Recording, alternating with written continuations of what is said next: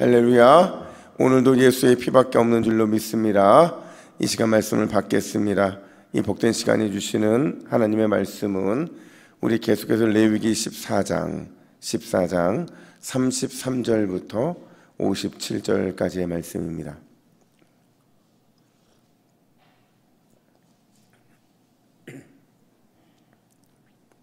레위기 14장 33절부터 57절까지의 말씀, 지금 거룩의 가치를 증명하라 라는 제목으로 오늘 말씀을 받겠습니다. 33절부터 57절까지 교독합니다. 여호와께서 모세와 아론에게 말씀하여 이르시되 내가 내게 기업으로 주는 가나안 땅에 너희가 이를 때에 너희 기업의 땅에서 어떤 집에 나병 색점을 발견하게 하거든 그 집 주인은 제사장에게 가서 말하여 알리기를 무슨 색점의 집에 생겼다 할 것이요 제사장은 그 색점을 살펴보러 가기 전에 그 집 안에 있는 모든 것이 부정을 면하게 하기 위하여 그 집을 비우도록 명령한 후에 들어가서 그 집을 볼지니 그 색점을 볼 때에 그 집 벽에 푸르거나 붉은 무늬의 색점이 있어 벽보다 우묵하면 제사장은 그 집 문으로 나와 그 집을 이레 동안 폐쇄하였다가 이레 만에 또 가서 살펴볼 것이요 그 색점이 벽에 퍼졌으면 그는 명령하여 색점 있는 돌을 빼내어 성 밖 부정한 곳에 버리게 하고 또 집안 사방을 긁게 하고 그 긁은 흙을 성 밖 부정한 곳에 쏟아 버리게 할 것이요 그들은 다른 돌로 그 돌을 대신하여 다른 흙을 집에 바를지니라. 돌을 빼내면 집을 긁고 고쳐 바른 후에 색점이 집에 재발하면 제사장은 또 가서 살펴볼 것이요 그 색점이 만일 집에 퍼졌으면 악성나병인즉 이는 부정하니 그는 그 집을 헐고 돌과 그 제목과 그 집의 모든 흙을 성 밖 부정한 곳으로 내어갈 것이며 그 집을 폐쇄한 날 동안에 들어가는 자는 저녁까지 부정할 것이요 그 집에서 자는 자는 그의 옷을 빨 것이요 그 집에서 먹는 자도 그의 옷을 빨 것이니라. 그 집을 고쳐 바른 후에 제사장이 들어가 살펴보아서 색점이 집에 퍼지지 아니하였으면 이는 색점이 나은 것이니 제사장은 그 집을 정하다 하고 그는 그 집을 정결하게 하기 위하여 새 2마리와 백향목과 홍색 실과 우슬초를 가져다가 그 새 하나를 흐르는 물 위에 질그릇 안에서 잡고 백향목과 우슬초와 홍색 실과 살아있는 새를 가져다가 잡은 새의 피와 흐르는 물을 찍어 그 집에 7번 뿌릴 것이요 그는 새의 피와 흐르는 물과 살아있는 새와 백향목과 우슬초와 홍색 실로 집을 정결하게 하고 그 살아있는 새는 성 밖 들에 놓아주고 그 집을 위하여 속죄할 것이라. 그러면 정결하리라. 이는 각종 나병 환부에 대한 규례니 곧 옴과 의복과 가옥의 나병과 돋는 것과 뾰루지와 색점이 함께 있습니다. 어느 때는 부정하고 어느 때는 정함을 가르치는 것이니 나병의 규례가 이러하니라. 아멘. 여러분, 우리는 지금 계속 부정 얘기 다루고 있어요. 그냥 부정이 아니고 우리의 생활 속에서 나타나고 있는 이 악성 피부병이라든지 또 악성 곰팡이에 대한 부분들을 살펴보고 있습니다. 이런 표현은 좀 다른데 원어를 보면 짜라아트라고 하는 동일한 단어가 사용이 되고 있어요. 근데 중요한 건 이 짜라아트라는 단어가 성경에서 매우 부정적 이미지를 가지고 있다라는 거예요. 그럴 수밖에 없는 게 이 짜라아트와 관련된 사람이나 또 사건을 보면 굉장히 부정적인 것들이 많이 등장을 합니다. 예를 들면 민수기 12장에 보면 모세를 비난했던 교만한 여자가 한 명 등장하잖아요. 그게 누구예요? 모세의 누이였던 미리암이었어요. 모세를 비난했던 미리암이 어떤 병에 걸리게 되느냐? 바로 짜라아트, 이 나병에 걸리게 되었다라는 거죠. 뿐만 아니라 제사장만에 허락된 이 분향하러 성소에 들어갔던 왕이 한 명 있었어요. 누군지 기억나세요? 예, 우시아죠. 이 우시아 왕이 걸린 것도 역시 짜라아트 나병이었다는 겁니다. 그러니까 유대인들의 입장에서, 이스라엘 백성들의 입장에서 이 짜라아트는요 하나님의 심판을 의미했고 하나님의 징계를 의미했다는 거예요. 그러다 보니까 늘 부정적인 의미를 쓰일 수밖에 없었다는 거죠. 그러니까 오늘 본문은 그 짜라트 곰팡이가 어디에까지 발생한 것을 다루고 있느냐? 건물에 발생한 경우까지 다루고 있다는 거예요. 사실 정결케 되는 과정은요, 앞서서 다뤘던 이 가죽 짜라트, 그러니까 가죽에 생긴 곰팡이, 이거 생겼을 때와 동일합니다. 그렇다고 한다면 과연 오늘 이 건물에 발생한 곰팡이 문제에 대해서 오늘 본문이 우리에게 주고 있는 교훈은 뭐냐? 첫 번째로 거룩한 백성은요, 거룩한 삶의 방향성을 지향해야 한다라는 거예요. 다시요.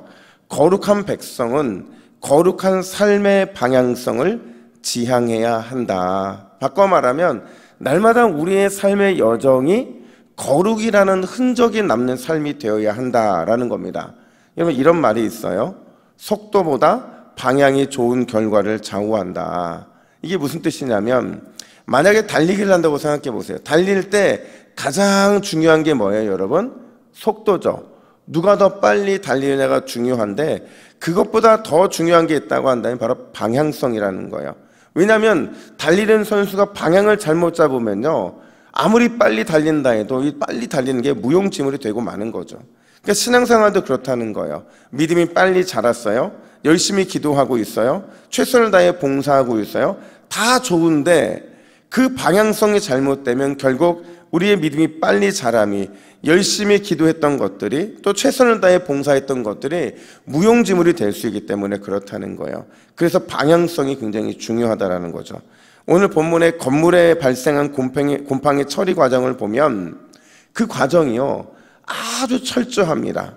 여러분, 곰팡이가 건물에 생기면 어떤 일이 발생하게 되느냐? 가장 먼저 하는 게 뭐냐면요, 우리 35절 말씀 볼까요?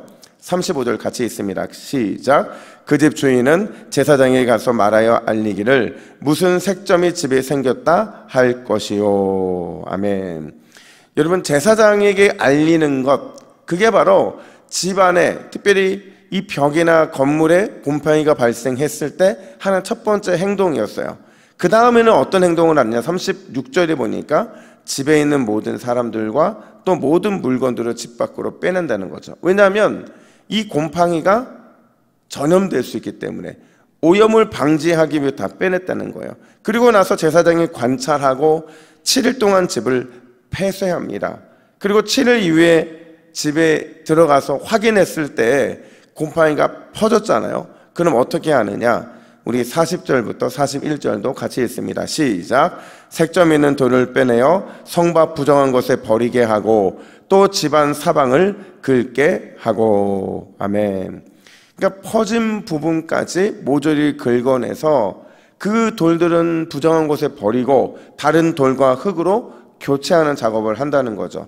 근데 중요한 건요, 만약에 그렇게 했음에도 불구하고 똑같은 자리에 재발이 나타나면 어떻게 되느냐? 우리 45절도 같이 있습니다. 시작.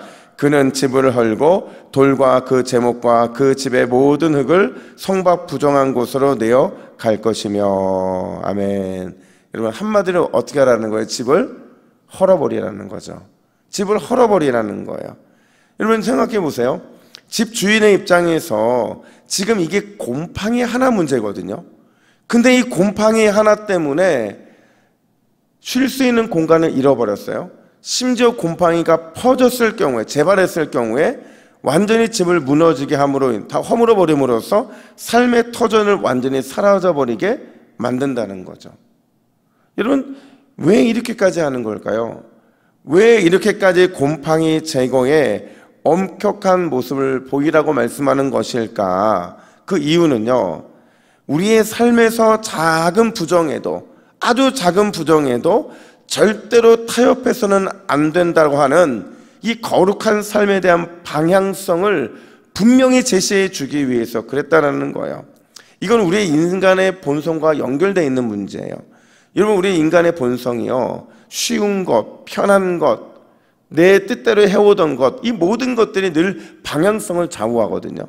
내가 해왔던 대로 나아가고 내가 살아왔던 스타일대로 살아가고, 그러다 보니까 삶에 어떤 부정의 문제가 발생한다 할지라도 그 부정의 문제를 너무 쉽게 여기는 경향들이 많이 있다는 거예요. 그래서 하나님께서는 이스라엘 백성들에게 분명하게 말합니다. 뭐라고 말을 하느냐? 34절 말씀, 34절도 같이 있습니다. 시작. 내가 내게 기업으로 주는 어떤 집에 나병색점이 발생하게 하거든. 자, 보세요. 여러분, 이 헐어버리게 만드는 집 누가 주신 거라는 거예요? 하나님이 주셨다는 거예요. 내가 너희에게 기업으로 주는 그곳에 나병색점이 발생하거든이라는 거거든요.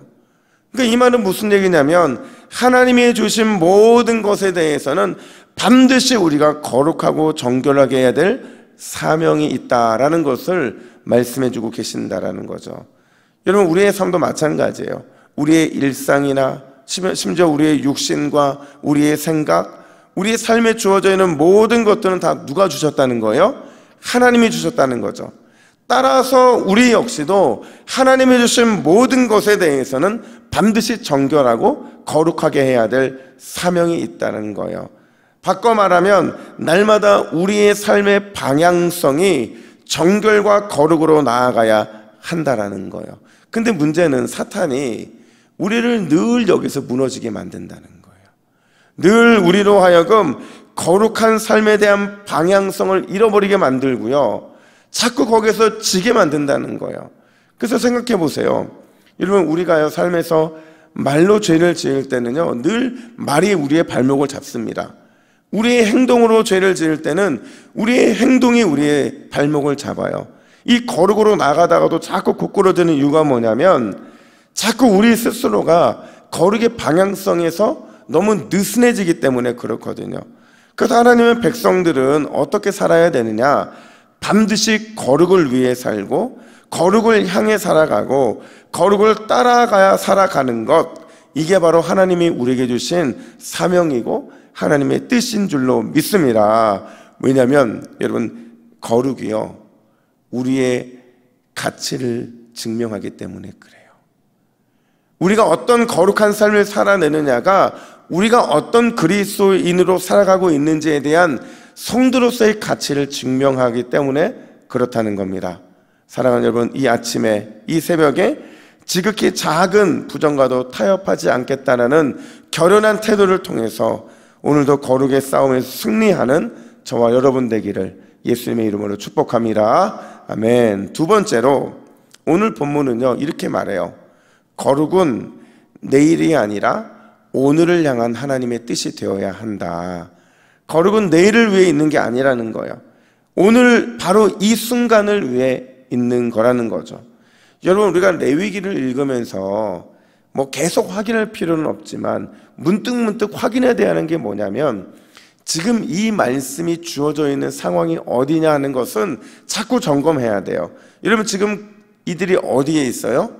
광야에 있잖아요. 근데 집과 관련된 것은 지금 그들이 누리는 거예요? 누리지 않던 거예요? 누리지 않는 거예요. 그러니까 40년 이후에 가나안에 정착한 그 다음에 할 수 있는 일들을 지금 말씀해 주고 계신다는 거죠. 즉 집과 땅을 주시기 전에 먼저 거룩에 대한 말씀을 주고 계신다는 거예요.